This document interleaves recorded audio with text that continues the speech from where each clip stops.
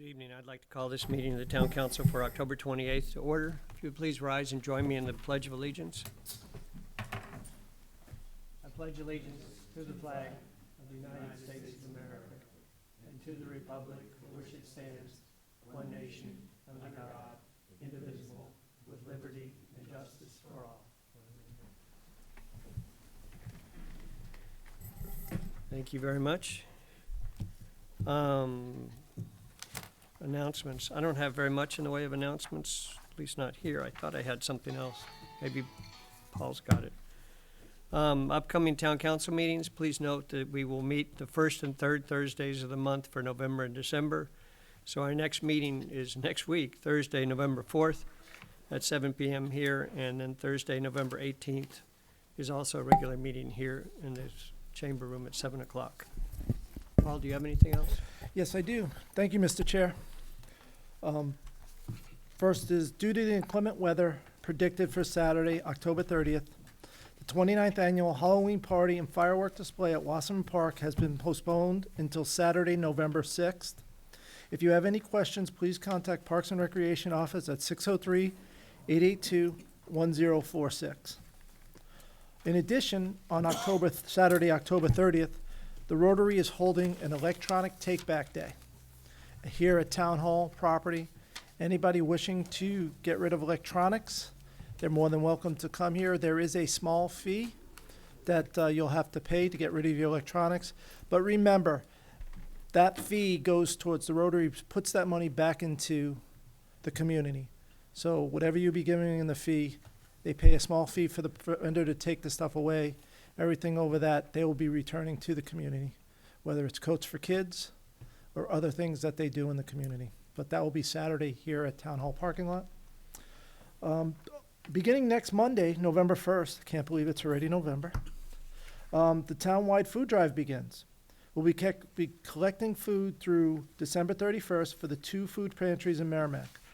Drop-off locations are Town Hall, Police Department, Fire Department, Highway Maintenance Complex, and Transfer Station, as well as the library. The Merrimack Police Department is pleased to provide firearm safety class for residents of Merrimack ages 18 years or older on Saturday, November 6th from 9 a.m. to 11 a.m. at the Police Department. This is a non-shooting class and will cover basic knowledge, skills, safe handling of firearms. It will include a short PowerPoint presentation followed by a discussion on hands-on examples of carrying options, security, cleaning techniques.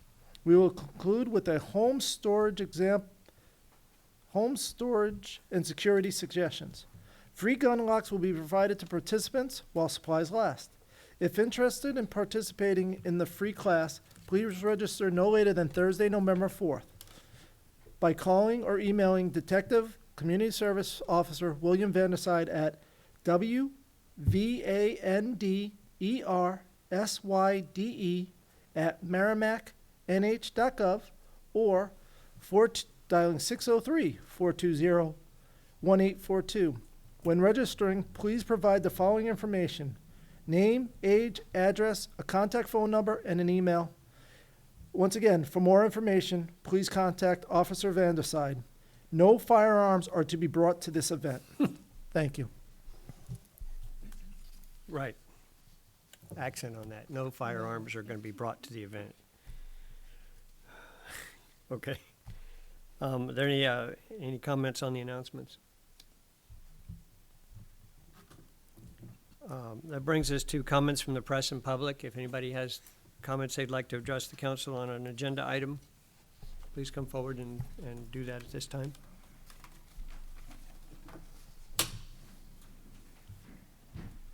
If you state your name and address and let us know what's on your mind.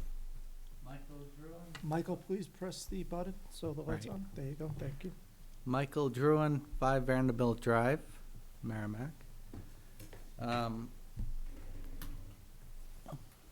As some of you may know, I do a lot for the town. I do at least 20 hours of service, unpaid, a week. I'm chairman of the Sklar Park. I'm a library trustee, conservation commissioner. I run the hike club. Now, as some of you may know, the road down at Sklar, the dirt road, is very bumpy, and it gets worse at every rainstorm. Now, I'm a disabled veteran. I had back surgery because of an incident on deployment. They ended up cutting out part of my spine, so it's not as good as it was. And for a long time, I was in physical therapy, getting better. But last week, that road, it messed me up good. And as you can see, my body is not straight. So, I'm here to ask you to please smooth out that road. I'm in a bit of pain. I don't ask for nothing, but, if you could please do that, I'd really appreciate it. Not just for me, but everybody that has a injury like mine, they risk hurting themselves on that road. So, I'd appreciate it. Have you reached out to the highway department to see if you can get them to work on that? Or are you just coming here first? I saw you were having a meeting tonight, and I came. The pain's been getting worse as the days go on, and the VA finally got me on some medicine, so I'm able to walk now. But Okay. it's the worst pain you'll ever feel. I appreciate you coming to So- talk to us about it. Paul, can you follow up with I the will highway department? figure out some way that we can get in there. I What's going know on? that it's difficult. We will have to contact a couple of the surrounding properties to see if they'll let us bring some equipment Let us through. go through, yeah. Yeah. Okay. Thank you, Michael. Is there anybody else from the public that wanted to address the council at this time? Seeing none, we'll move on. We have no resignations, or retirements. The next thing on our agenda is appointments. We have an appointment this evening for the annual review at the Town Center Committee, submitted by Town Center Committee Chair Nelson Disco. Per Town of Merrimack Charter, Section 6-6, at least annually, there should be a review with the Town Center Committee. This agenda item is to highlight the committee's significant actions, current projects, anticipated actions, and to raise any concerns the council should know or could act upon. Nelson, welcome. Ladies and gentlemen, Always good to see you. thank you. It's good to be here. I've got an outline of what I'm gonna talk about. You can pass around a few of these. And, Thanks, Nelson. and then you have a souvenir. Pass them down. Thanks. I'll send you over the Send one down. mail to you. That one.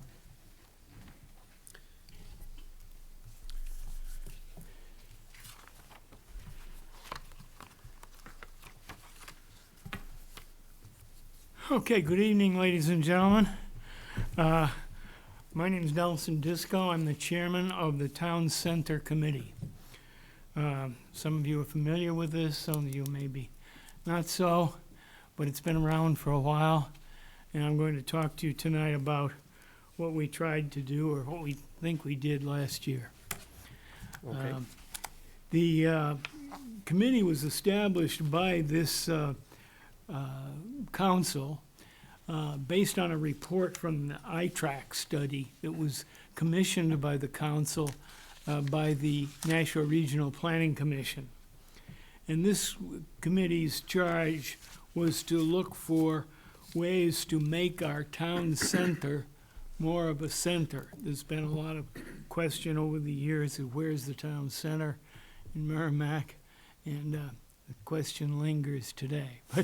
But that was what started it, and as a result of that study, the study recommended formation of a committee to oversee the improvements that the study had recommended. They recommended several improvements.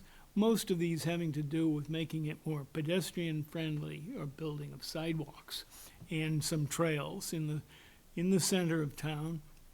The center of the town, for the purpose of this committee, was defined in an earlier study, and it consists of the area east of the F.E. Everett Turnpike, north of the Rite Aid Plaza, and south of Front Street. So that'll give you an idea of the area that was considered to be the town center for the purposes of the study and the recommendations that were made. So the committee was formed in 2019, and meetings have been held, were held mostly every month or every other month. We changed to Zoom meetings with the advent of COVID, and we're now easing ourselves back out of the Zoom, but we're still somewhat limited in how much interaction we can have with the general public. The current membership of the committee consists of myself as the chair. Others you may know: Bill Wilkes, Karen Freed, representing the library, Matt Chevenel represents SAU 24. Bill Cummings, Kyle Fox is representing the Department of Public Works. Nicholas LaValle was added last year, and he represents Media Services, and they've done a lot for us, and we'll talk about that in a minute.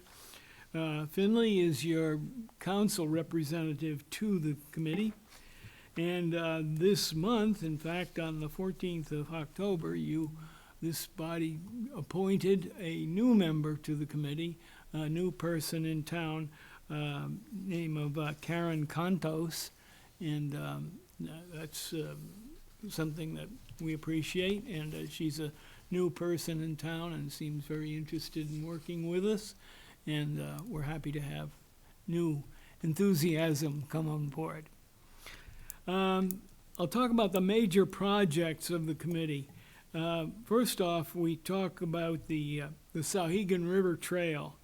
Now, this was a trail that was recommended in the study, and it was a trail that was going to begin in Watson Park, down here, go underneath Route 3 on an old sluiceway that was provided water power to the mill that stood just east of the Route 3, and then continue on up along the Sauhegan River. It would connect to the high school and then go all the way to Wildcat Falls, which would make a nice walking trail, and it could even become a loop that could walk from Wildcat Falls around Courier Road and back down Babusick Lake Road and make it into a walking trail. So we've been working on that. There's been several bumps in the road as we tried to do it. The first thing was we discovered that we didn't have quite enough money planned, I should back up a little bit. We got a TAP award, and that's a transportation assistance program, which is funded fundamentally by the federal government, but it comes through the state to us through Department of the DOT, Department of Transportation, and the town makes a contribution toward this, 20%, I believe. So all of that, it turned out the original estimates were too optimistic for what could be accomplished, and so we took some additional money from another project and made it into a project that we felt we could afford. Since then, we've been in the bureaucratic quagmire of trying to get the DOT, New Hampshire DOT, to get us to approve. And where we are today, this year, and this started, remember, in 2016, but this year we made a revised submittal. The original plans that we had the walking trail going under Route 3, as I mentioned, through the sluiceway and on to the school, but it crosses a former wetland. It was originally part of the backup area for the Merrimack Village Dam. And when the dam was taken away, the water level dropped about 6 feet or so in that area. And so it's no longer appears wet, but it's still classified as wet officially. So after some discussions with New Hampshire DOT and so on, we have agreed we'd put a boardwalk across that wetland, that former wetland. And we have resubmitted a design. We're working with a design consultant on this, and we did the revised plan that includes this boardwalk. That was submitted in September, and we've heard nothing from them since. But they're working on it, we're told. So that's where that is. It's kind of disappointing it's taken so long, and it's still not a go yet. So we're hoping we can accomplish something this year. We continue to try. Kyle Fox and his crew have been very helpful to try and make it happen, but it's really out of their hands. It's in the hands of the state. There was another project that came along associated with this somewhat, which we call the Sahegan River Footbridge. And that's a footbridge that was donated to us, given to us by the state of New Hampshire while they were rebuilding the Merrill's Marauders Bridge on the F.E. Everett Turnpike. And this is a footbridge that was taken from another location, and it was installed here.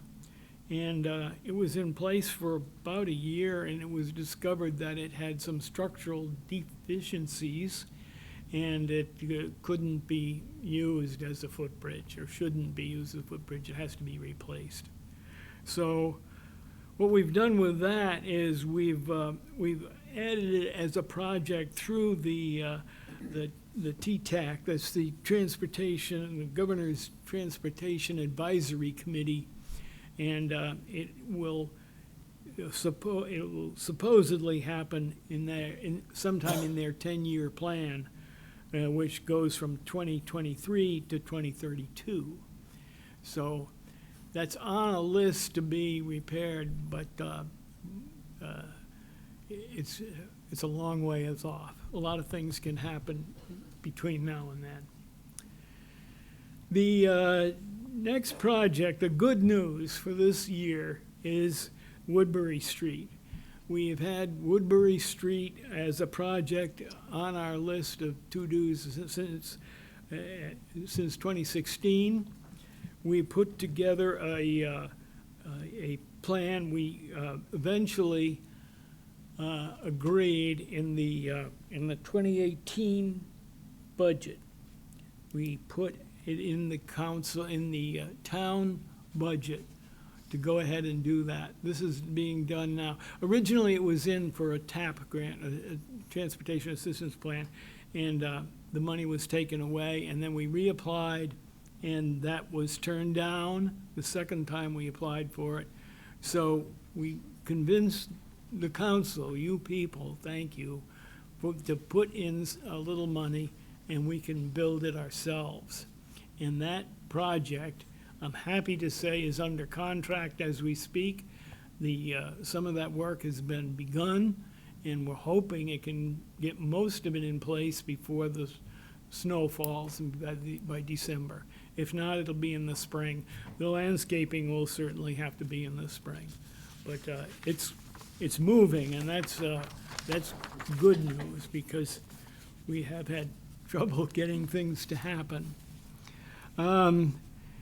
The design was completed in 2021, and we had some wetlands issues there I won't go into here, but they're behind us now. So that is good news. In the area of public outreach, that's one of our charter tasks. We've tried, we were in a process, we were conducting let's say, information booths around town at different occasions. Halloween party, for instance, the winter carnival, those in summertime and in the 4th of July, and all that got sidelined by the COVID. But fortunately, you've agreed, and we now have on board Nicholas LaValle and his crew, and they have done an excellent job in getting our face in the paper. And we have had he's put together several video presentations on the town center itself, on the town center committee and its work, and he has filmed some of the projects that are in process, and he's got film crew working along with us on this Woodbury Street project. So these things will be added to the town's website and will be available to people to look at. The website is the way to communicate now. It works better than booths, gets to a lot more people. So that is underway right now. They've taken their big project right now, of course, is Woodbury Street. But the Safe Routes to School is part of our project. This year, the school district initiated the creation of a master plan for the high school area at the high school and the two intersecting streets, O'Gara Drive, the area between O'Gara Drive and McElwain Street, and the whole plaza there.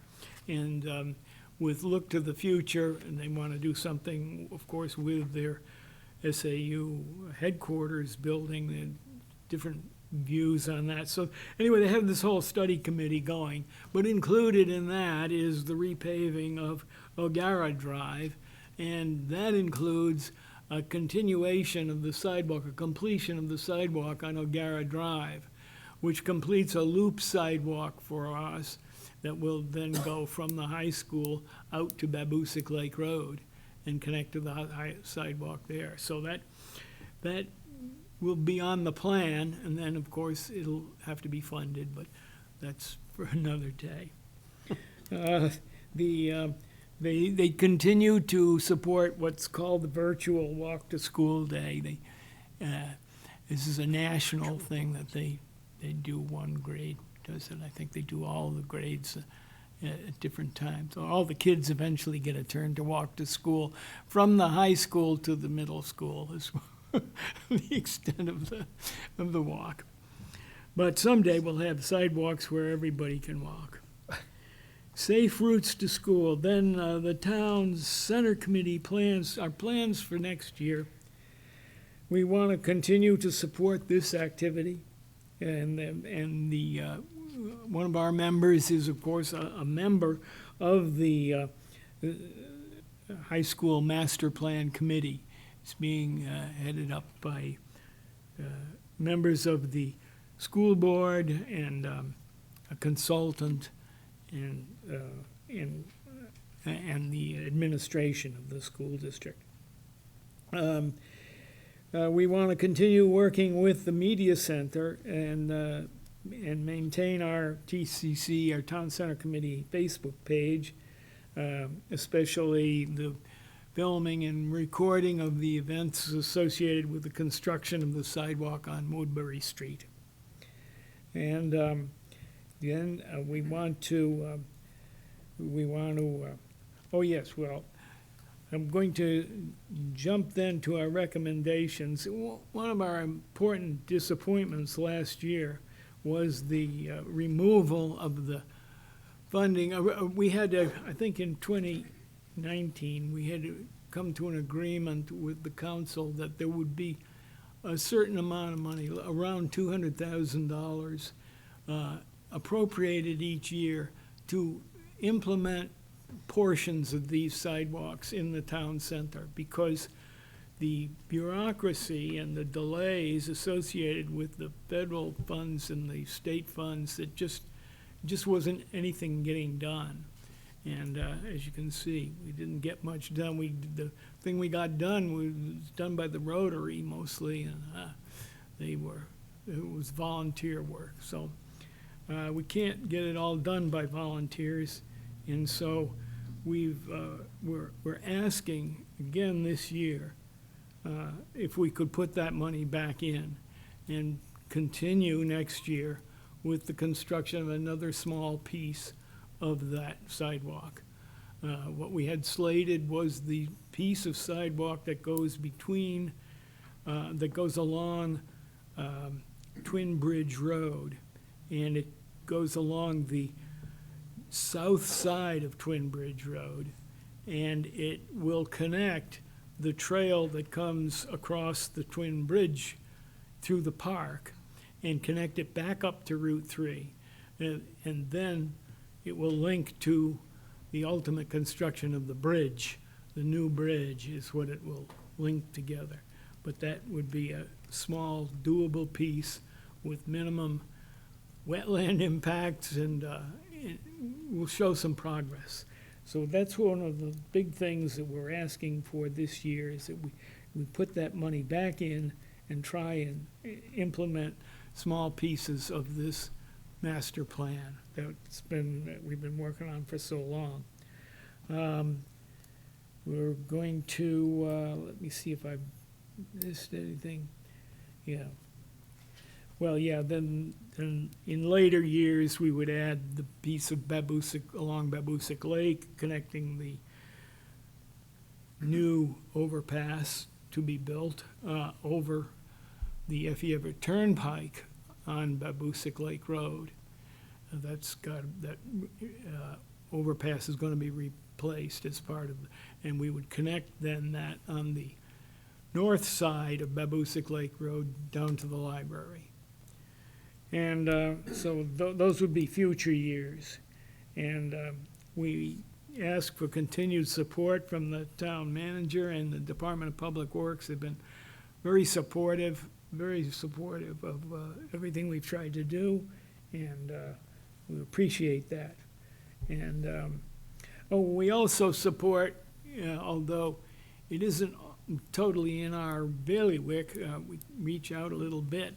The town council, as you I'm sure are aware, last year applied for and has received a TAP grant for building a sidewalk, to build a sidewalk from, basically from Fraser Square to the Merrimack 360 Shopping Center. And that is out in a few years, but a little piece of that extends into the Town Center Committee area, which is mainly the crosswalk at Rite Aid, and then a little piece down to connect to where the bank used to be, down to Fraser Square. So we're looking to support those things, and I've got some suggestions here for other information if you'd like it, and I'll be willing to answer any questions and expand on anything further that you feel needs expansion. Okay, Thank you. thank you very much. Thank Does you. anybody have any questions for Nelson and the Town Center Committee? No questions. I appreciate your rundown here. You've thoroughly covered the work you guys are doing. I appreciate the work you're doing. Sorry we ran into that issue we did with the sidewalk for this year. I'm glad we're getting progress on the Woodbury Street. One of these days, I'm looking forward to the Sahegan River Trail getting done, although I quit holding my breath about a year or two ago. Well, that's why I'm asking for other monies, because these projects get to be just out of hand. We've done 2 historical resources studies on that one project. On that yeah. one project. We had one all done and they approved it, and the next thing you know, they want it done over again. We get the same conclusion. There's nothing there of real historical value that needs to be preserved. Right. But they go through, it ties up people, there's bureaus that look at this, there's people who study these things, and they're looking for. So the TAP grants sound like a great thing, but they get really mired up in They red do, tape. they get, and everybody gets their finger into it. These different bureaus within the state, they have to have their say, and they study it, and they, And it substantially raises the price of things, as I recall. The original amount we anticipated. oh, yes. Grew when we Yes. started talking about the Yeah. grants. Yeah. So please give us a little money in 2023 to build the Twin Bridge Road sidewalk. It's one side, very easy, no wetlands, but there will be some property affected, so Okay. those So we'll things need to take talk time. talk with DPW and see if we can get some generic plans together so we can come up with some ideas and continue to support you. I mean, Yeah, I think the will of the council is to support you as much as we can. We felt that past year that it was just not possible there to okay, I hope you will find it play that game. possible But next we're- year. We're Yeah, doing what that's we what I'm can, saying. I promise you. Thank you, thank you. Okay? No other questions? If there's no other questions, thank you very much for your time Okay. and your report and Thanks, Elson. See you next the year. effort you guys are doing. That was a fast year, I have to say. It seems like you were here a few months ago. It's- Yes. Thanks True. for everything, though. Okay, thank you. Thanks. So we don't have any public hearing for tonight. Legislative updates from state reps? I don't see any, I haven't received anything. Do you? Nope. No, okay. Town managers report. Thank you, Mr. Chair. Kind of stole my thunder on the Woodbury Street there, Nelson. Woodbury Street sidewalk project's in full swing. The contract is utilizing daily road closures to facilitate completing this project early. Current work includes drainage repairs and additions, excavation, existing grounds, and subgrade of elevations. Tree removal work has been completed and the utility pole relocation has been complete. You'll also notice that they were having some difficulty parking their trucks at night. So in an effort to get these guys here and working earlier in the morning, I said they could park at Town Hall, as long as they're out by time Town Hall opens, and they're taking full advantage of that, so, yes. The roundabout project is nearly complete. Traffic has transitioned well into the new traffic pattern since it opened last week. With the assistance of the Merrimack resident David Gear and Nick LaValle and his team produced a video on the operations of the roundabout, which included a video of the largest town vehicles navigating through the roundabout easily and effectively. Wastewater treatment plant took possession of their new sewer vacuum truck. Staff has been trained, and now it's available to address sewer-related issues throughout town. A failing direct burial electrical line at wastewater treatment plant to Anheuser-Busch's discharge flume has been replaced, and a new dedicated line has been installed. That was all part of the upgrade, the Phase 3 upgrade. Now we can go ahead and get our building renovated, the main building where all the wastewater comes into at the beginning. Now we can get that, and we can take that offline and get that fixed and upgraded with new pumps and new gears that are over 50 years old. And lastly, the household hazardous waste collection for the year, the last one for the year, will be on November 6th from 8 a.m. to 12 p.m. in Nashua at 25 Crown Street, the old Park and Ride. Once again, they will begin again in 2022. Thank you. That's all I have. Okay. Are there any questions of the town manager for his report? Seeing none. We have no consent agenda for tonight, nor any old business. What I'd like to do, if I can, is make a few adjustments to the schedule here. If we could bring number 5 up and take it first, just to try and move things through if there's no objection. We'll move to number 5 first, which is town treasurer appointment submitted by the town manager, Paul McCallie. Town council to consider appointing the deputy finance director as town treasurer in accordance with RSA 41:26-E, RSA 669:17-D, RSA 37, and Charter Article 8-18. So, Thank you, Mr. Chair. Back in March of 2018, the town elected to go from an elected treasurer to an appointed treasurer. And at the March 15th, 2018 meeting of the town council appointed the position of deputy finance director to that role. In May of 2021, when I became town manager, the deputy finance director became finance director.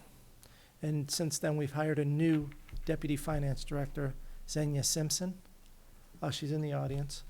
And basically, because the position changed, I'm bringing this forward to appoint Xenia Simpson, the deputy finance director, as the town treasurer. okay. Which seems appropriate to at least consider it, yeah, Right. when the position changes, the person in the position changes. Right.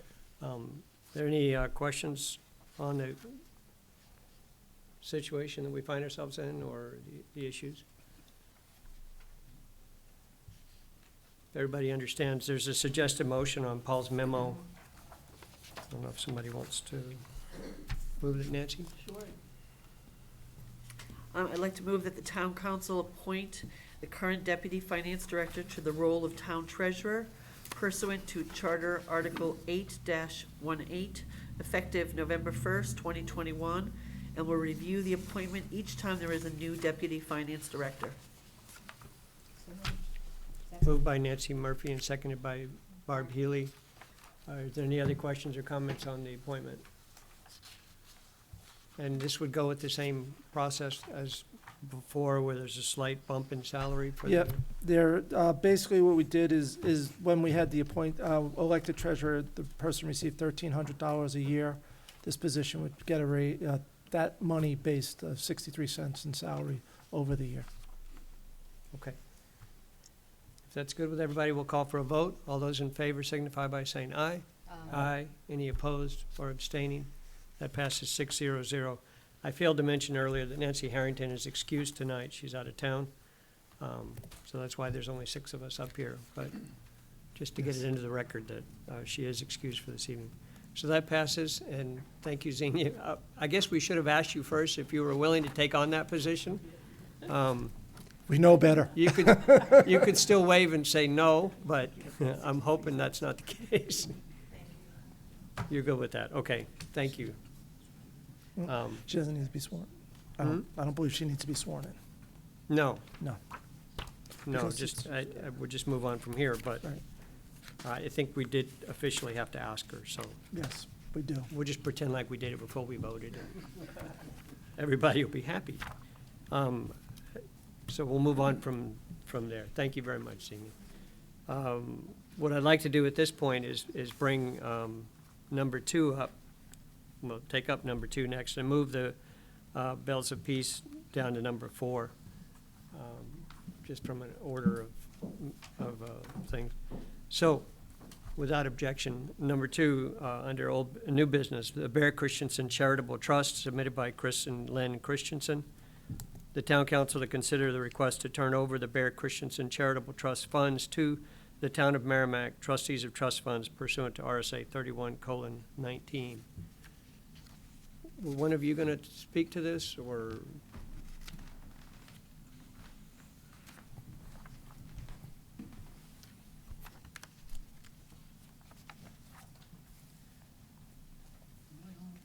Probably not. There we go. There you go. Thank you. Thank you. The trust was formed in 1990, shortly after the death of our son Bear. A lot of people in town contributed to it in various ways. And over the years, as you know, we've taken the profits, if you will, or the growth in the fund and distributed some every year to,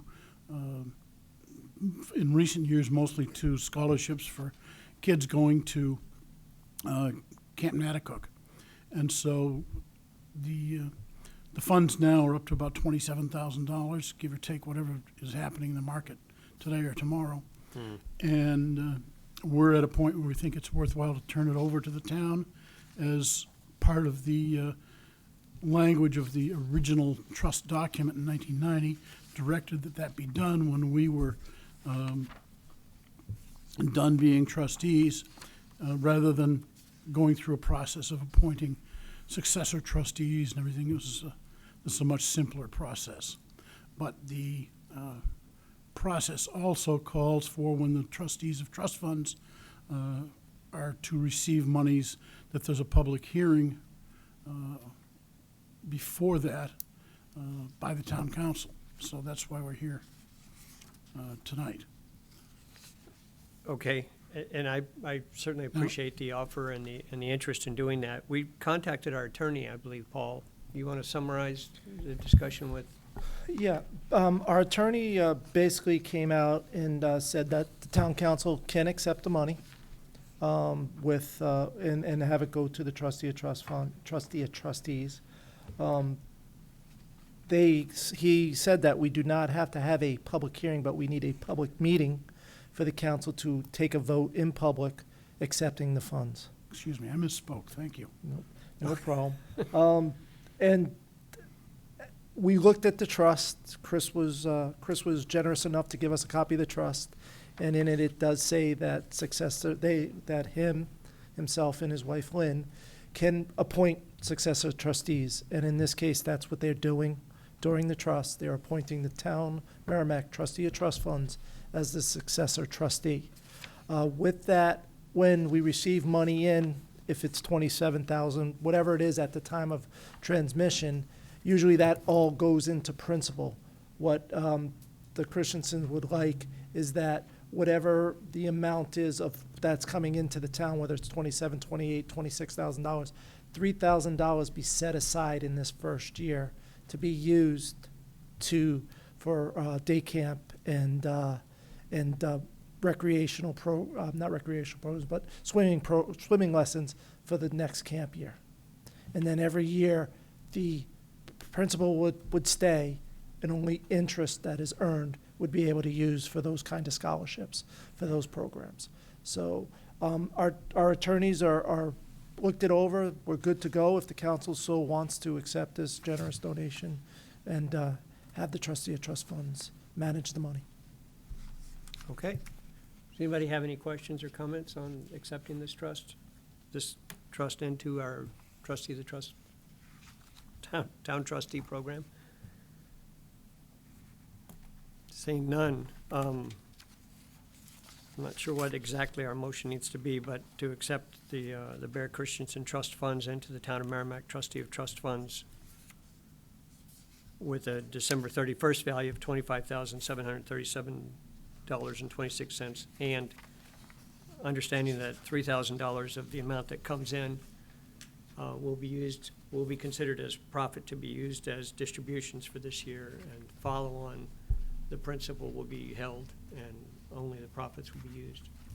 So moved. May I just interrupt on that just a little bit? Sure, please. The trustees of trust funds maintain two funds, one called principal, one called accumulated income. And the accumulated income does not necessarily get spent in any given year, but it is available to be withdrawn. So some years it doesn't get spent, other years we spend a lot, depending upon what the requests are. What is needed. For example, from the school, some years we gave them $100,000 for a library.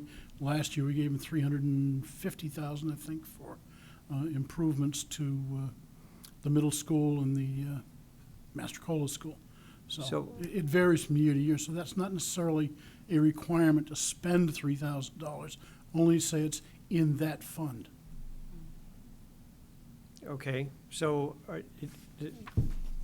it's up to the trustees of the trust funds to decide how Yes. much gets spent in any one year, but it can only come from the surplus funds Right. beyond the principal. Normally, if you put $1,000 into a fund or $10,000 into a fund, it might accumulate $30 in the first year.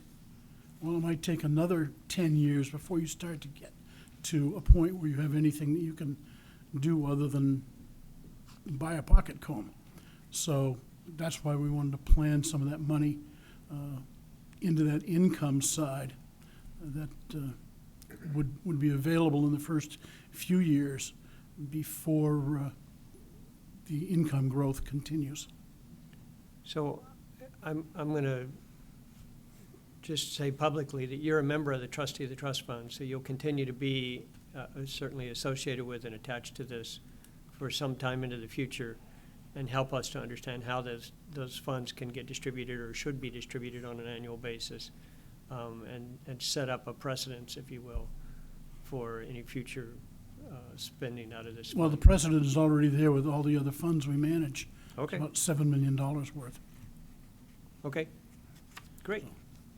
So if I could revise that motion a little bit, Sure, for the town council to consider, to accept the donation of Bear Christian Charitable Trust Funds to the town of Merrimack trustee of trust funds pursuant to RSA 3119, with the principal amount as of December 31st, 2020, at $25,737.26. Of that amount of principal that is transferred to the trustee of trust funds, $3,000 to be set aside into the income portion of the fund, and any remainder going towards the principal portion, and that the town manager or his designee can sign any documents that is needed. I accept that amendment. okay, Andy. So Thank you. Andy made that motion and accepted the amendment, and Barbara agreed as well as the secondary. Is that good for you now? Fine, yes. thank you. Okay. If there's no other questions, we'll call for a vote. All those in favor signify by saying aye. Aye. Any opposed or abstained? That passes 600. Thank you, Chris and Lynn. We Thank you. really appreciate the efforts you guys have gone through, and have very much appreciated all the contributions from this fund over the years. Thank you.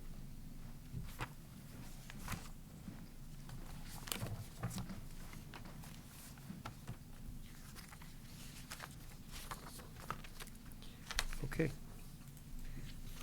That brings us to number 3, the Agricultural Commission discussion submitted by Agricultural Commission Chair Ronnie Minor. Town Council to consider the Agricultural Commission Chair's recommendation to disband the commission.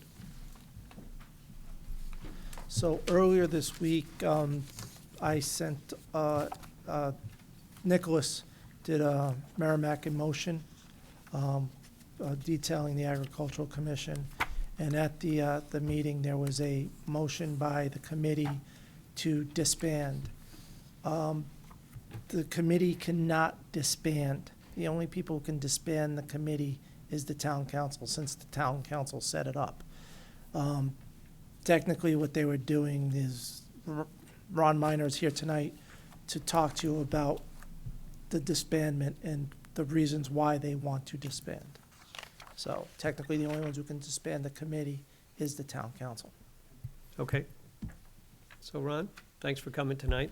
Thanks for having me. Good evening, Good evening. members of the Town Council. My name is Ron Minor III.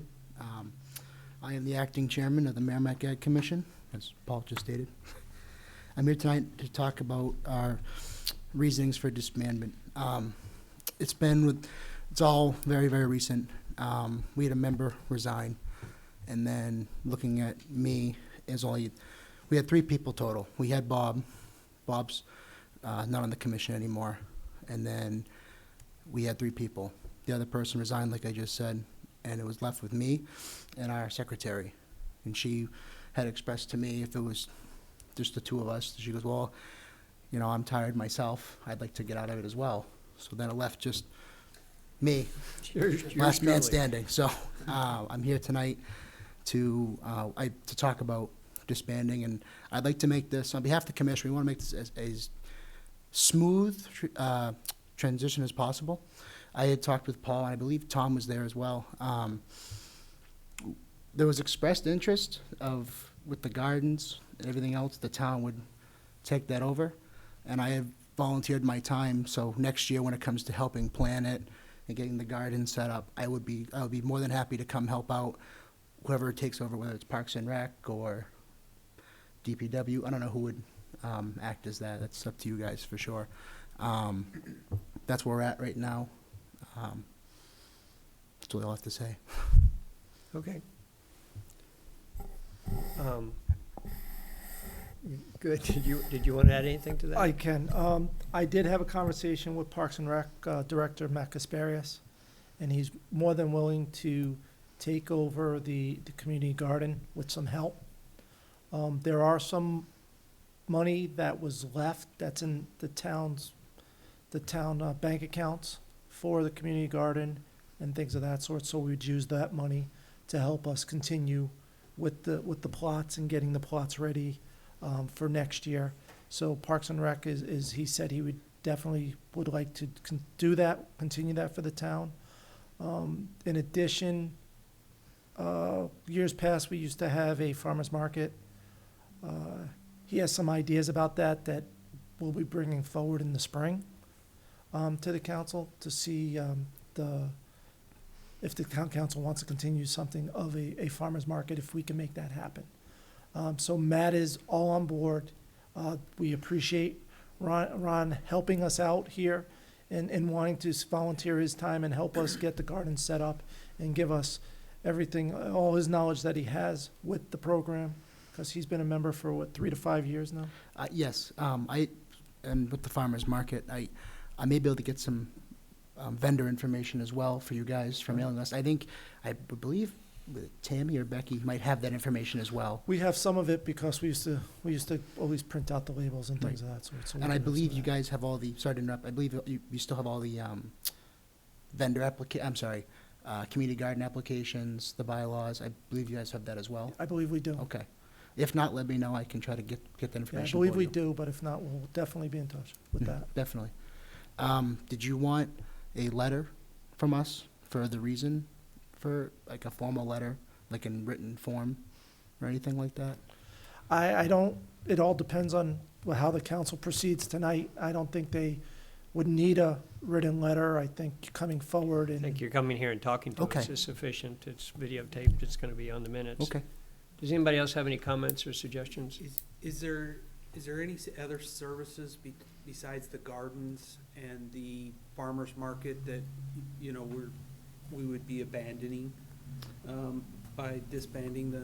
We would do like a classes, if you will, at the library and stuff for our gardeners coming in, especially new gardeners, people that are new to it that want to get involved. We'd always, before COVID and everything, we'd have a little get together. There'd be like some cookies, refreshments, whatever, and people would come in and we'd talk about different common issues we've had with bugs or pests of the garden, different fertilizers, seeds to use, things of that nature. Other than that, I really can't think of anything off the top of my head.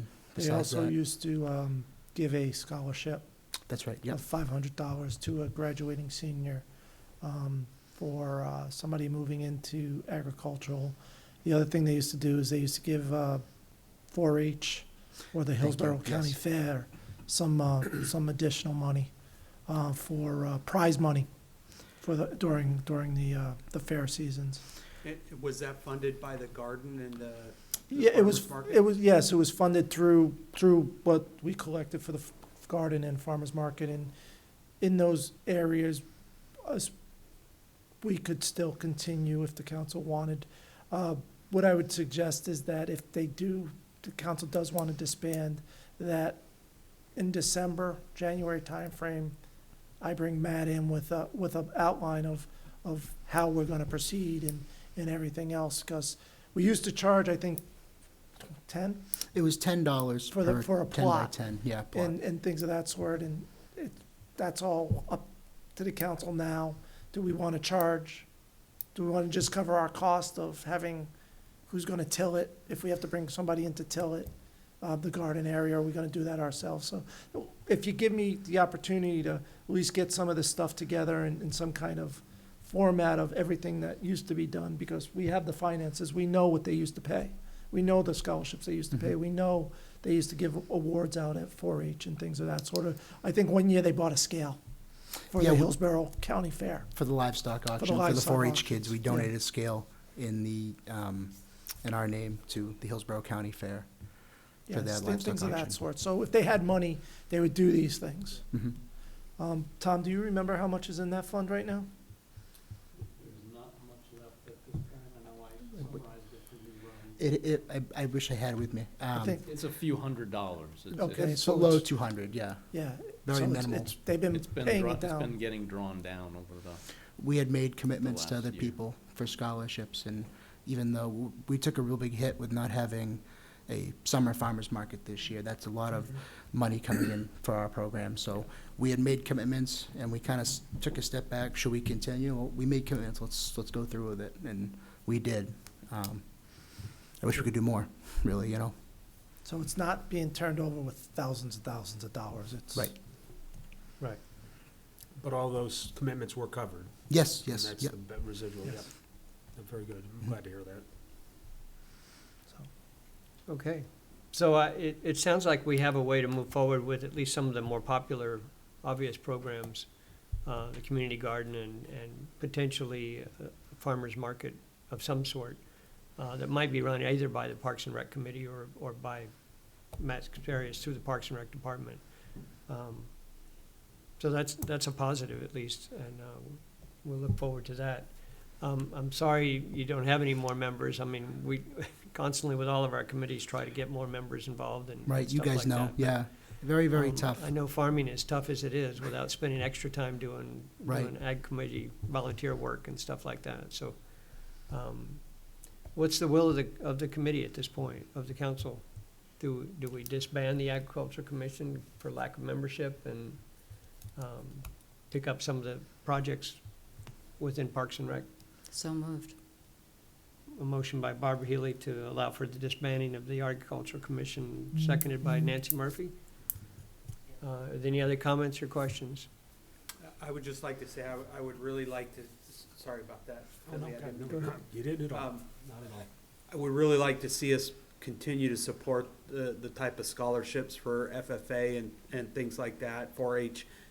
Obviously, it's dependent upon, getting the farmer's market back up and getting some income back into those accounts, but the future plan for Parks and Recs to take it over, I would really like to see that continue. Okay, Finley?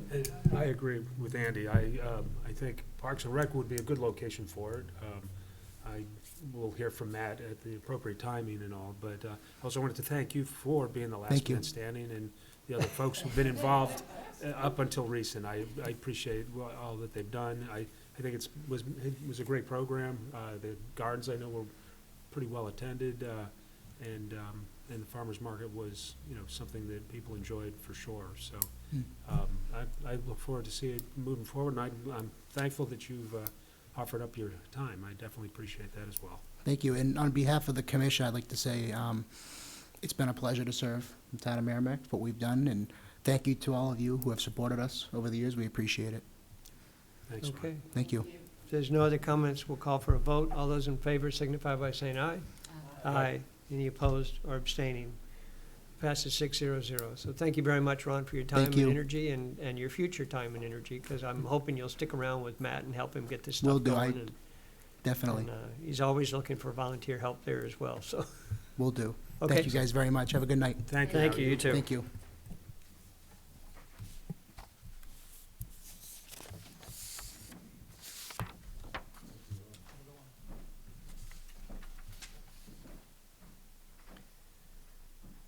Okay, that brings us back to what was number one, the Bells of Peace, a World War I Remembrance Proclamation. This was submitted by Larry Miller, a resident of Merrimack, the Town Council to consider the Bells of Peace, a World War I Remembrance Proclamation, calling upon all residents across our town to toll bells in remembrance of those who served in World War I at 11 a.m. on November 11th of 2021 as part of this annual event.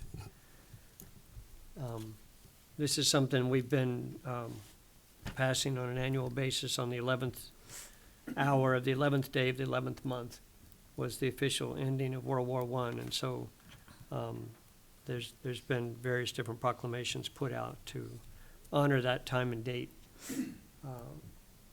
just to honor the people that were involved. So we have a proclamation that we'd like to vote on, and I'll read it and we can decide whether we're all good with it. The Town of Merrimack Town Council Proclamation, Bells of Peace, a World War I Remembrance Proclamation, a national tolling of bells to honor those who served.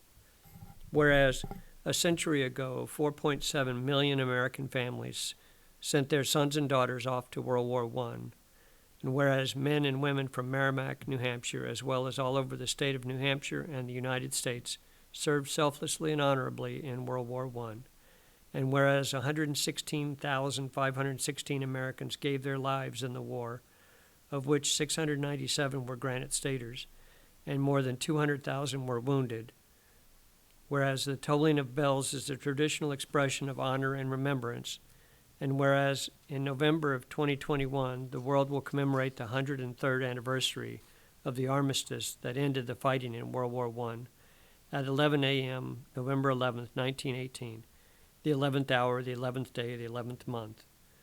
And whereas on April 6th of 2018, the United States World War I Centennial Commission called upon all Americans across the nation to toll bells in remembrance of those who served in World War I on Armistice Day as an annual event.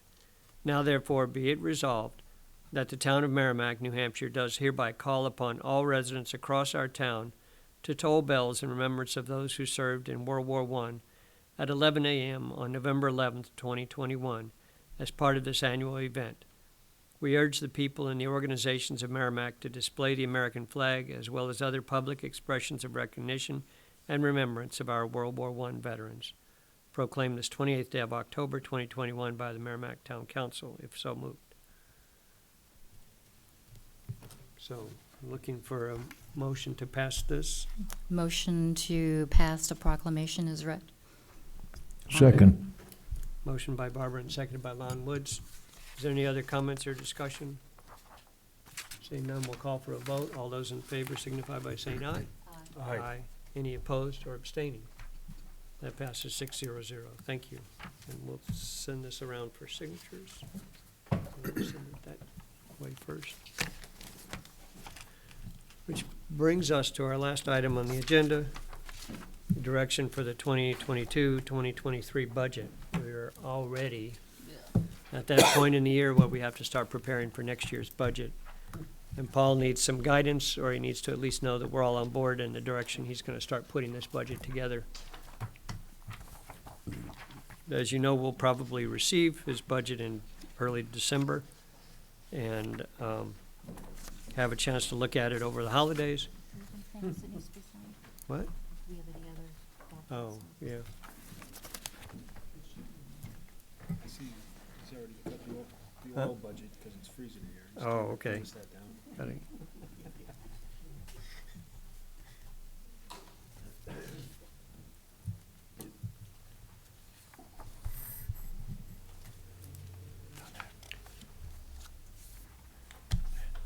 The Paul and Tom Show. Yes. Half the players changed.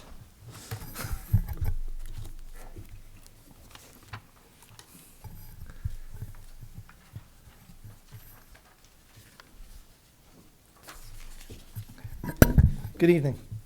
Thank you for allowing me to present the 2022-23 budget. As you know, every time around the end of October, beginning of November, we come before the council to give you a snapshot of what we know and what we see in the future and what still needs to be discussed.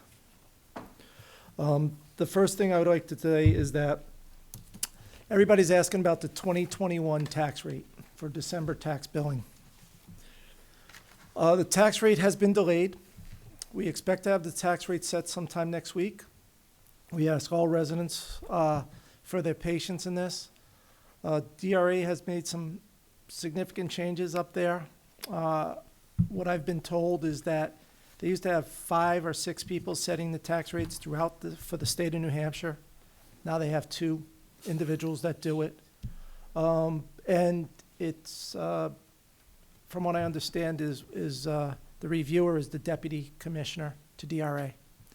So we'd go through a process where what they would call is a tax rate setter would sit down with the town, we'd go over everything, and then it had to be approved by a supervisor. Well, that supervisor, from what I understand, is the deputy commissioner right now. Made contact, Tom's been trying to make contact with them for a week and a half. So to say, we have a specialist, and we went over the specialist's head to what we thought was a supervisor, and we were getting radio silence. Today, I was talking to another municipality, and they said, I heard that so-and-so administrator sent an email, and he got responded right away. I said, I'll try it. I sent out the email, and 2 seconds later, Tom received a phone call from the woman saying, we'll get to it next week, and gave us some additional numbers that we were waiting for from the state, that only the state can provide to the town. So by the end of next week, we should have a tax rate set. When we have that, hopefully by our November 4th meeting, I'll be able to bring that forward to you. So, next slide. Okay. So right now, what we know, our health insurance is going down 0.7% of GMR. We have a decrease in dental insurance of 1.5% of GMR. GMR is guaranteed maximum rate. The insurances love to give those out in the October timeframe, and usually it's right around that amount, if not a little bit better. Increase in property liability is going up not to exceed 13.7%. That's a significant increase percentage-wise, but not dollar-wise for the town. An increase in workers' compensation insurance of 9.7. Years ago, Primex used to offer us, who was our property liability and workers' comp insurances, they used to offer us this guaranteed maximum rate if we signed up for like a 3-year or a 5-year. They're no longer doing that because they got a little bit burnt with the guaranteed maxes because of high worker comp rates or claims or property liability claims with what goes on. That is adjusted, I believe, over a 5-year period, so it's a moving average. So that's why property liability might be a little bit higher this year than in years past.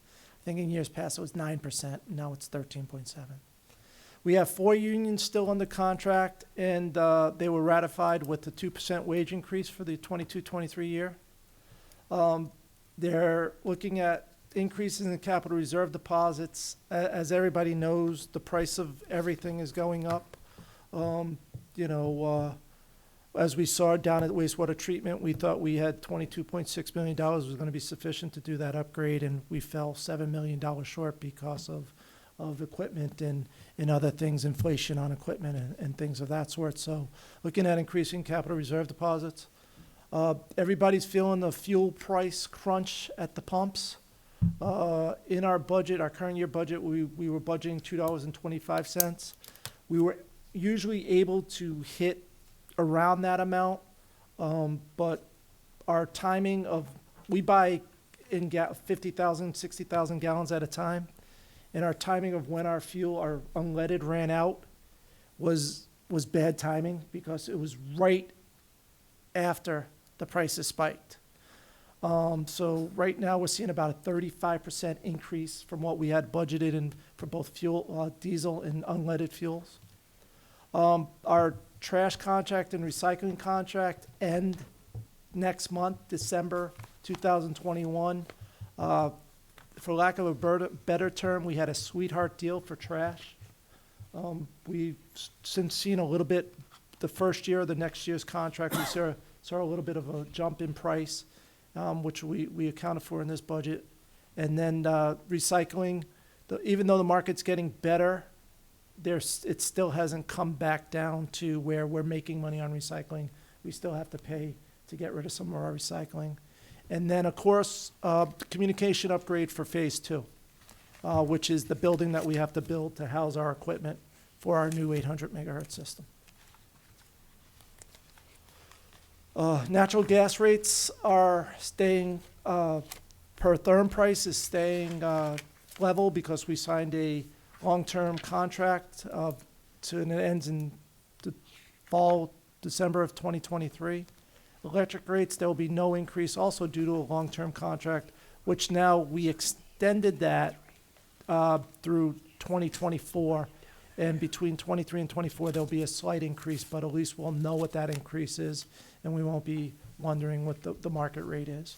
But we are, for this budget cycle, both our natural gas and electric rates will stay the same. What we don't know is the same almost every year, are rooms and meals. Even though there's new calculations with it, it all depends on how the state does with out-of-staters and people traveling to the state. And they lowered the meals tax, so that should affect the amount of monies that we get from rooms and meals. The highway block grant is based on people driving and gasoline.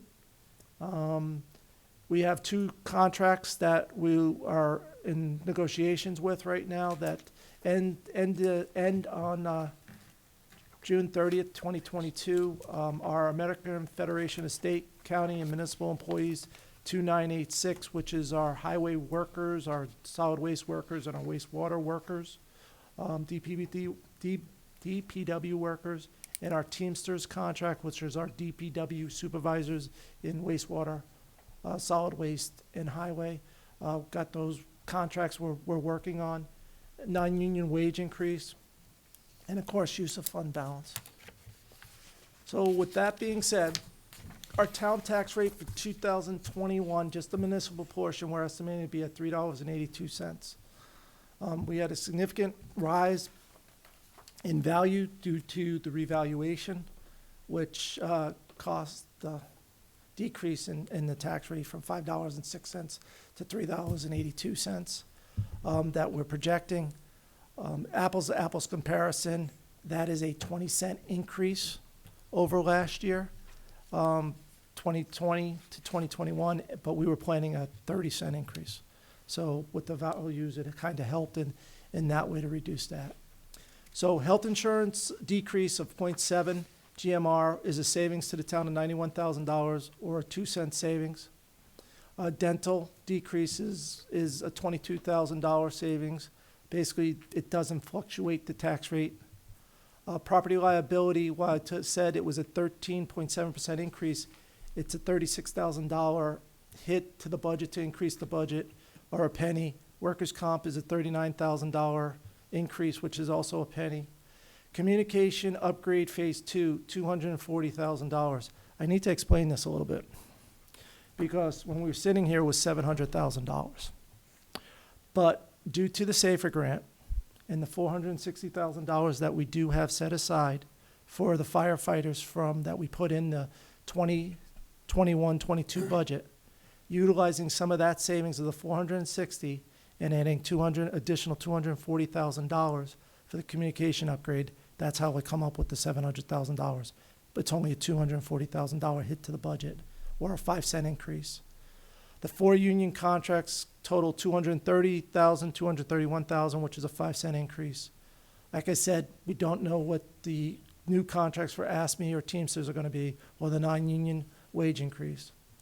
Tipping fees for trash go up $68,000, and the reason why that increase, it's $34,000 for trash, but now there's an additional cost for our construction debris. They're doing separate contracts now. It used to be all under one contract, and it used to be all underneath the tipping fee. But now they decided to break that out, and one contract is for the tipping fee for price per ton, and then there's a price per ton for construction material. So together they add up to about a $68,000 increase. Recycling increase looks like about a $22,000 increase. As I talked about, we're trying to keep the capital reserve deposits as flatlined as possible, but there is a need to increase them $135,000 or around 3 cents on the tax rate. Fuel prices are about $85,000 or 2 cents. Comp absences is a decrease of about $20,000 from one year to the next. The last 2 are yellow because they're revenues, and you say, oh, geez, they're a decrease, but a decrease in revenue means an increase in tax rate. So a decrease in revenue, we are not projecting interest rates to come back anytime soon. So now we're trying to bring back the interest the budget to what we're actually making on interest. The other thing is we had a large increase in current use tax, because at the time when we set when we did the MS 434 in September, there were a lot of properties that came out of current use for the new developments that are going on. We don't foresee that happening again next year with it, so we have to bring that number back down. So we're looking at a decrease in revenues about $150,000. And then fund balance. I'm saying we're gonna decrease fund balance about $350,000. And the reason why I'm saying that is right now we have about $8 million in our fund balance. 8.6 million roughly. If we take out the $1.6 million that the council has set aside for the 2021-22 year, that will bring us down to $7 million. If next year we take $1 million, so from the $1.6 million, what was included in that number was about $940,000 for tax relief,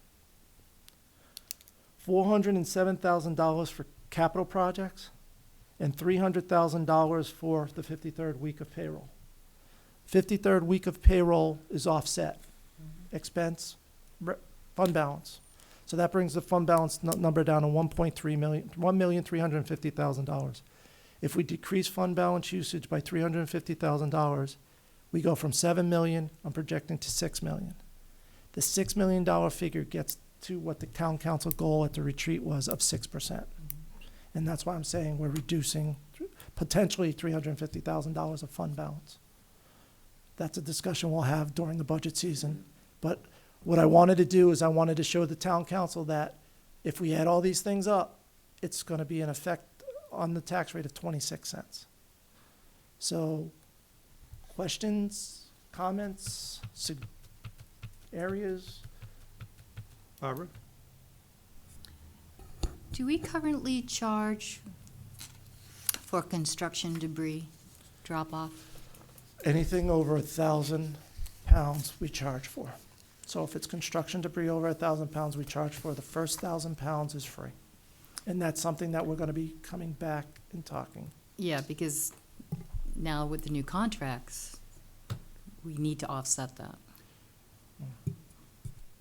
Isn't that 1,000-pound waive just for residential, or is that business as well? First 1,000 pound is free For everybody? for everybody.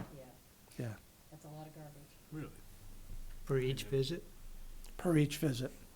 So if I have a pickup truck and I have a roof and I break it up into 5 trips and I'm at 900 pounds for 5 trips, I don't get charged. All right, I'm gonna believe you, but I thought that was a mistake. That is, I am bringing that forward in December as well, because we have to talk about tipping fees because of the new rates that we're paying for trash. We're gonna have to increase our tipping fees. And now that we're recycling, we're gonna have to increase that tipping fee as well. And we can talk about the 1,000 pounds. But what I was told by DPW director is that the first 1,000 pounds is free. Businesses, Businesses do. okay. I believe you. That's what I was told. Doesn't want to, Okay. but he does. No, I just thought it was different than that, that's all. Yeah, the thing was, most businesses aren't coming in at under 1,000. They're not breaking it up. They're coming in to dump. If they're over, Yeah, they're but over. I was under the impression that if they came in with over 1,000, they got charged for every From, pound. yeah, from every pound to pound one. So Yeah. the first 1,000 pounds, if up to 1,000 pounds is free. If you're at 1,001 pounds, you're paying tipping For fee on 1,001 1,001 pounds. Okay. It's not, I guess, sorry, I misspoke a little bit, or confused people. It isn't, it's free if you're under 1,000 pounds. So up to 1,000 pounds, it's free. Free. After that, you start paying You the start whole paying amount from pound one. from pound one. But we have to have a discussion on tipping fees. We're also gonna have to have a discussion on building permit fees Right. as well. So there are several revenues that we can look at to help try to offset some of the increase that we're seeing. And it's not that we're trying to affect some of these businesses. It's just that we haven't looked at our revenues in such a long time that from surrounding towns, we're significantly less than surrounding towns. For me, it is a discussion that we will have, but in the past, we've generally had it, we wanted to make sure our costs were covered, the fees at the landfill for the extra Right. items, air conditioning and so on. It wasn't necessarily a profit motive involved in it. It was just so we could cover our costs, so. And that's what we're looking at in these tipping fees too. We're not covering our costs right Okay. now. And that's what we're looking to bring And forward. our permit fees are no longer covering our cost at this point, so we need to readjust. Exactly. All right. That's my understanding. Barbara? For the communication upgrade, Phase Yes. 2, we're still waiting on Motorola, right? Uh, We're in the queue. We're in the queue from them. It is not, Mhm. at the first, phase one, the radios are programmed. Right. We have all the radios. We're waiting for them to come and put that one piece of equipment in our dispatch center so that we can start hitting the Kinsley Tower and Okay. start communicating with Because what my that. real question was, is does Phase 2 for the communication have to be completed before, which is building the building? Right. It's mostly building the building and putting some equipment in it. Okay, but it's not, Phase 1 isn't dependent on Phase 2 being there- completed first? The reason why I broke it the way I did is because they were two independent. Mhm. Basically, what phase two will do is, we have some dead spots that Right. we've looked at, and they're in the northwest corner of town. They can still communicate with the radios by switching to a different band right now on the 800 megahertz system when we go to it. But we're trying to upgrade that area of the town so that they don't have to worry about, oh, I'm crossing Bean Road, I gotta switch over to XYZ frequency. It will be seamless at that point.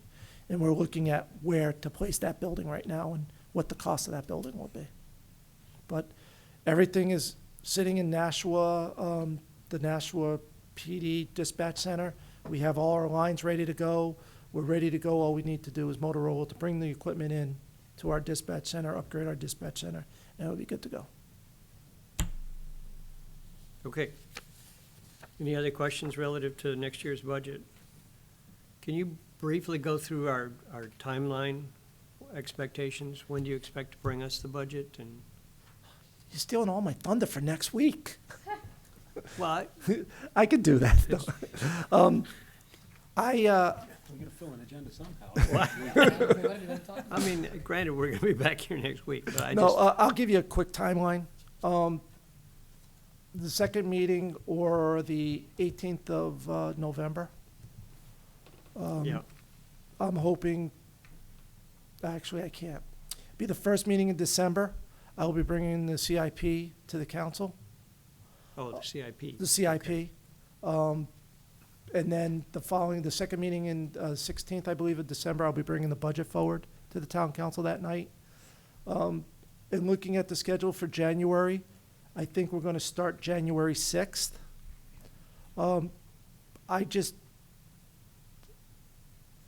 I think my luck is going to run out with snow days. I really do. It's been 5 or 6 years where we haven't had to use a snow day, and I think if I don't start January 6th, we're gonna be up against the wall at the end of January, the way the schedule will work. So we'll come in on January 6th. I believe January 6th is the It's first Thursday. Thursday, It's the yeah. first Thursday. We'll come back, January 12th will be the next budget meeting. The 13th is a regular council meeting.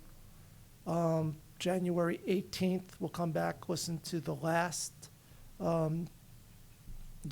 January 19th, sorry, the last budget.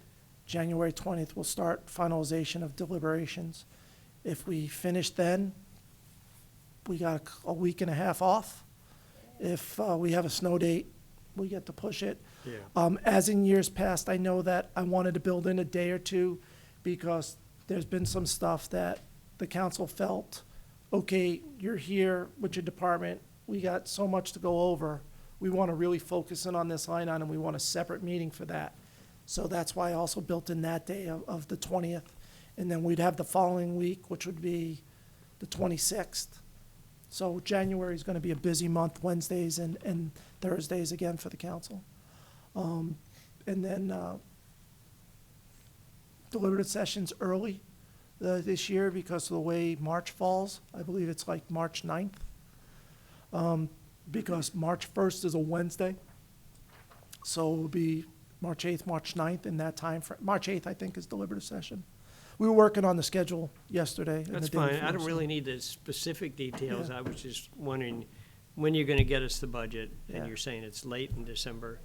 December And 6th. we'll start in early January and go January, yeah. through all of those reviews with the different departments. Yeah.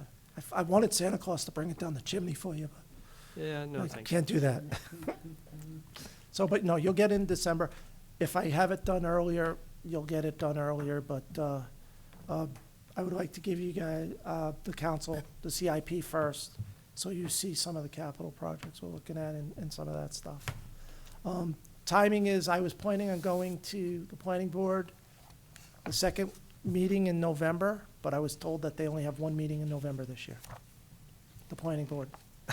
So, as you know, last year, we changed the process up. I used to come before to the town council first, and then the planning board. The charter actually says I should go to the planning board, then the town council, and the town council said that was the way they wanted to go last year. If you want to change it up, I can get that on earlier for you. Nope. But I think it's useful with the recommendations that we get, at least on our major projects. Okay.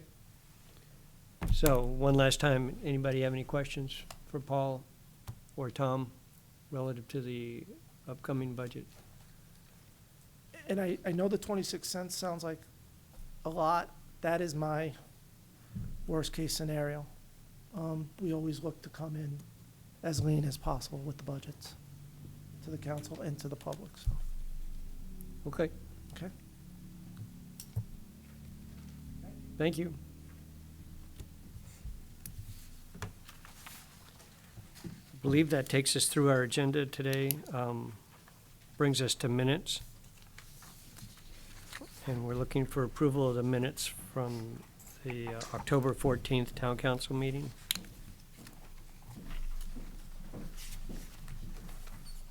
Move acceptance of the minutes as presented.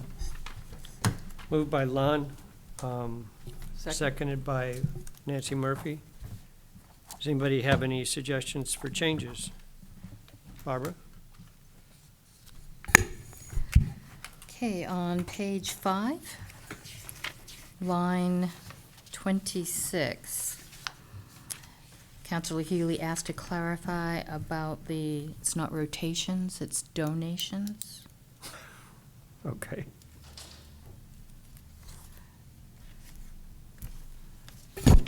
On page 6, line 44, they're talking about Atlas fireworks. Fireworks should be capitalized. And on page 7, line 34, it says town manager and community development. Development should be capitalized. And that's all I have.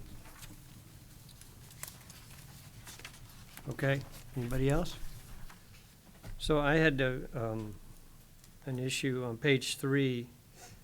It says, a motion was made by Counselor Woods and seconded by Counselor Harrington to move the proposed amendments to Chapter 193 Welfare Guidelines to Charter Article 5 to a final reading. And actually, the motion was made to adopt it because that was the final reading in the consent agenda. So I think we can just drop off the to a final reading. And it would be, well, I'd change it to move to approve the amendments. I wasn't at that meeting, but did somebody ask to move it to a final reading, or was that just? No, I think spoken it by was the- just misprinted, Oh. probably copied over from the previous ones, Okay. because it was basically the same kind of thing. I'm sure we were, as a consent agenda, we were just moving it to approval. Pardon? Okay. Right. And then on page 7 of 8, in line 14 through 20, it talks about the motion being made by Counselor Harrington and seconded by Counselor Woods to approve the minutes as written and then it was voted on with myself and Counselor Healy abstaining, and passed it with the word as written there. But then the amendment was made that I pointed out, the wording on page 5, line 10. So I just want to rework that a little bit, away from as written to as amended, with the amendment being listed there. Mhm. The motion was as written, but we then made amendments, so the motion should be maybe we just move the motion carries with amendments down to below the amendment to clarify what happened there.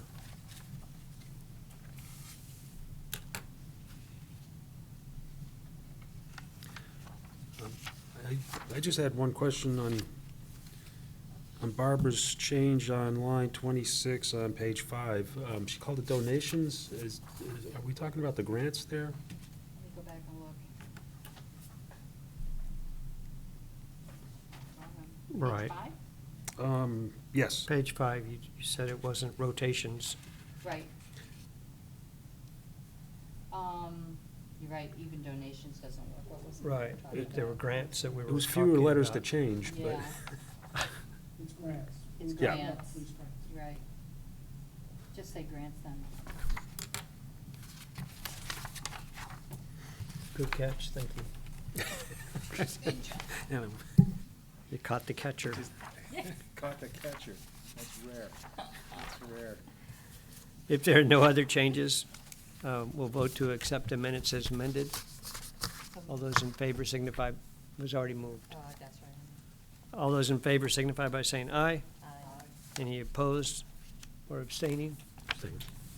Finley's abstaining, so that passes 5-0-1. Which brings us to comments from the press, comments from the public, comments from the council. Barbara? Just a little bit of information regarding something that's going on in Merrimack for November. On November 13th, our VFW Post 8641 will be celebrating its 60th anniversary since its inception. So they are having a dinner. The public is invited, and you can get tickets by going to the VFW website. But it should be a good time, and we get a chance to thank our veterans and recognize the 60th anniversary. And that's when, November when? November 13th. 13th. Okay, great, thank you. Nancy Murphy. Murphy. Thank you. I just wanted to follow up on some announcements that I had made at our last meeting. And one was notifying the public about the Nana's Diaper Drive. And last year, the town, our community came together and donated over 7,000 diapers to the Nashua Soup Kitchen. On the 16th of October, from 9 to 2, we received over 5,000 diapers and wipes that were very much appreciated by the Nashua Soup Kitchen. So thank you to everybody that contributed to that.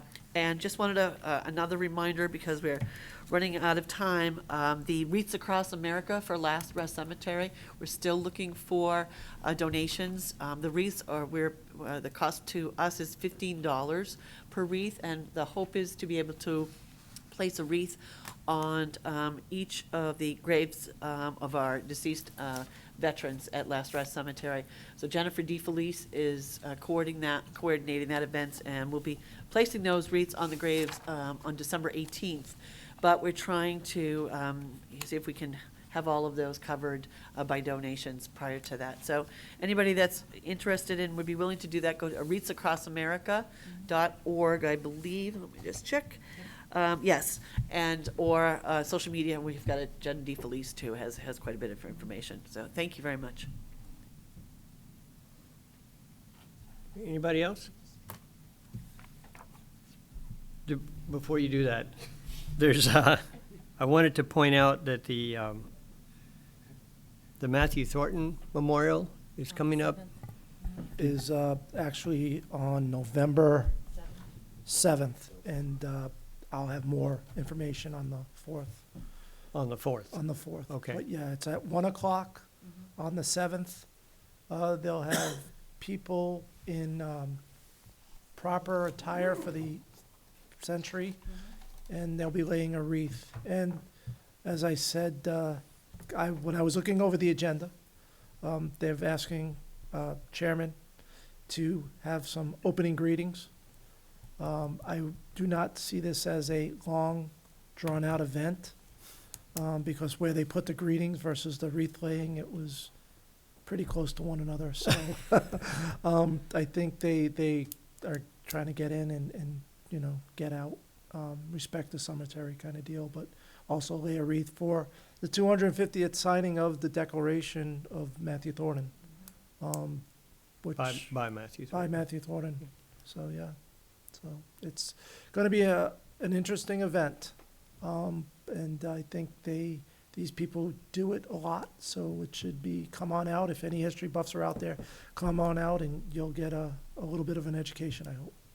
But I'll have more details of what's going Okay. on next week For the 4th. for the 4th. There's so much suddenly happening that weekend. Yes. that I just want to make sure we kind of warn people that that's coming up. But we'll be meeting again next Thursday, the 4th, because it's the first Thursday of the month. And as I stated earlier, the November and December meetings would be the first and third Thursdays rather than the second and fourth. So if there's no other comments, then. Motion to adjourn. Then a motion to adjourn is in order by Lon Woods, seconded by Andy Hunter. All those in favor signify by saying aye. Aye. Any opposed or abstaining? Passes 6-0-0. Thank you very much. Good night, Merrimack.